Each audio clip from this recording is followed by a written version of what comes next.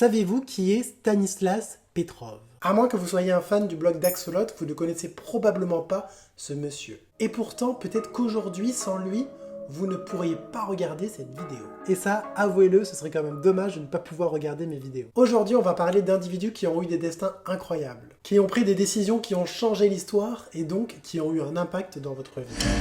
Mon nom c'est Pierre-Alain, je fais des vidéos éducatives et divertissantes. Je publie une nouvelle vidéo chaque samedi dans laquelle j'essaie de répondre à une question. Comme d'habitude, n'hésitez surtout pas à me donner votre avis dans les commentaires et à vous abonner si vous voulez avoir cette opportunité de réfléchir chaque semaine avec moi à un nouveau sujet. Allez, c'est parti pour cette vidéo.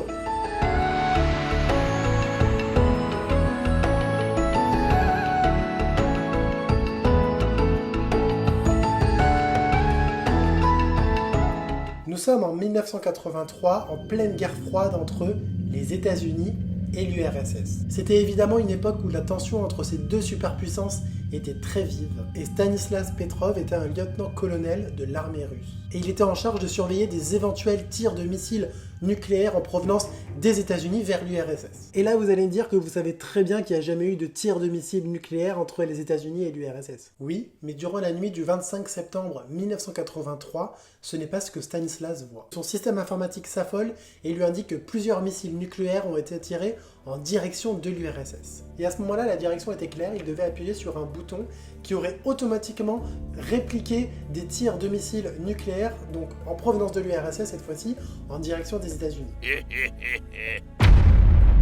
Sauf que Stanislas Petrov a choisi de ne pas appuyer. Il n'a eu que quelques instants de réflexion pour analyser la situation, il n'a vraiment pas beaucoup de temps de réfléchir, et il pense que le nombre de missiles qui est affiché dans l'alerte est trop faible et donc il s'agit d'une fausse alerte. Clairement, il est sûr de rien. La machine et sa hiérarchie lui demandent de riposter, mais il ne le fera pas, il n'appuiera pas sur ce bouton. Fort heureusement.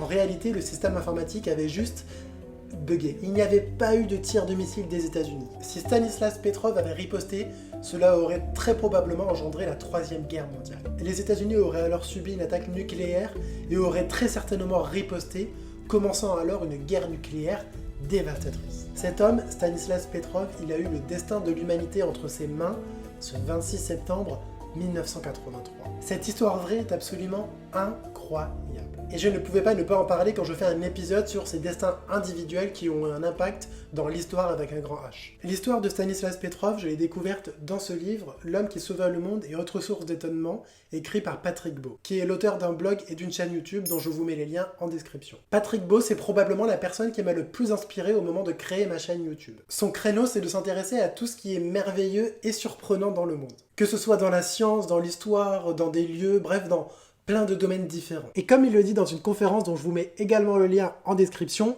il s'intéresse également aux petites histoires qui ont un impact sur la grande histoire. Ça fait plusieurs années que je cherche et que je collecte des histoires d'inconnus avec des destins hors du commun. Alors, c'est des hommes et des femmes dont on n'a jamais entendu parler à l'école, mais dont la petite histoire est entrée en collision directe avec la grande. Je trouve ça fascinant parce que ça nous permet d'avoir un regard différent sur des faits historiques. Et comme il le dit dans la vidéo, cela permet de s'identifier, cela permet du coup de mieux comprendre la grande histoire avec un grand H, de la ramener à l'échelle de notre vie et de mieux comprendre certains enjeux spécifiques. Donc vous l'aurez compris, j'adore Axolot et c'est ma source d'information principale pour cet épisode. C'est marrant, en lisant son livre, je me suis rendu compte qu'il y avait une partie sur la paralysie du sommeil, la chose dans le noir. Promis, quand j'ai fait ma vidéo sur la paralysie du sommeil, je n'avais pas encore lu son livre.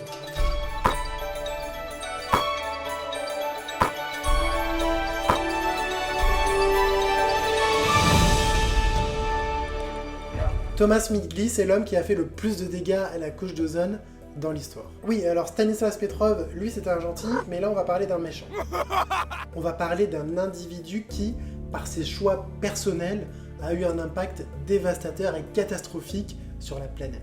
Alors Thomas Midgley, c'était un ingénieur qui travaillait à General Motors et qui a été à l'origine de deux inventions majeures et dévastatrice. Alors d'abord, ce monsieur, il a inventé un additif pour l'essence. À l'époque, au début du XXe siècle, un des problèmes que l'on avait avec les moteurs, c'est qu'ils frappaient.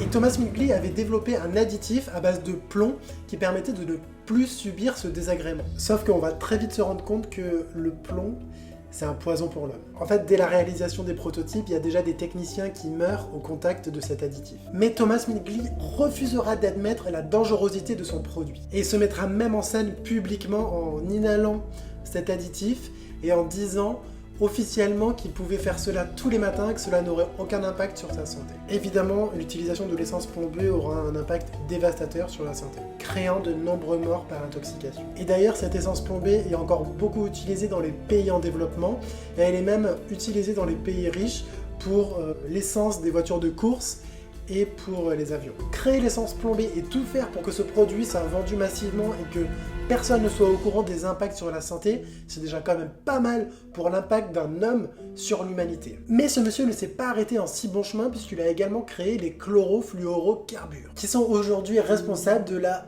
destruction de la couche d'ozone. Alors petit rappel, la couche d'ozone c'est ce qui nous protège des rayons du soleil. Et sans cette couche d'ozone, nous aurions tous des graves brûlures, il ferait bien trop chaud, et on aurait également des graves problèmes oculaires à cause justement de ces rayons du soleil. Ces chlorofluorocarbures, ce n'est pas Thomas Mingley qui les a inventés, mais c'est lui qui les a améliorés, qui les a développés, et notamment qui a développé l'utilisation de ces chlorofluorocarbures en tant que gaz réfrigérant, pour les réfrigérateurs notamment et les climatiseurs. Bon, et là pour le coup, il n'a pas eu l'occasion de défendre la non-dangerosité des chlorofluorocarbures, puisqu'il est mort avant qu'on découvre l'impact très néfaste et très significatif de ces chlorofluorocarbures sur la couche d'ozone. Donc voilà, vous connaissez les deux inventions de ce monsieur qui, ne recherchant que le profit à son petit niveau, a créé deux fléaux pour l'homme et l'environnement. L'essence plombée et les chlorofluorocarbures. Il y a quand même d'autres moyens, je pense, plus sympas de marquer l'histoire. Voilà, j'espère que cette nouvelle vidéo vous a plu. Si vous aussi vous connaissez des histoires de certaines personnes inconnues ou alors très peu connues qui ont marqué l'histoire avec un grand H, n'hésitez pas à me partager en commentaire et qui sait, peut-être que dans plusieurs semaines je ferai un épisode 2 si cet épisode vous a plu. En tout cas, moi c'est quelque chose qui m'intéresse énormément comme vous l'avez compris.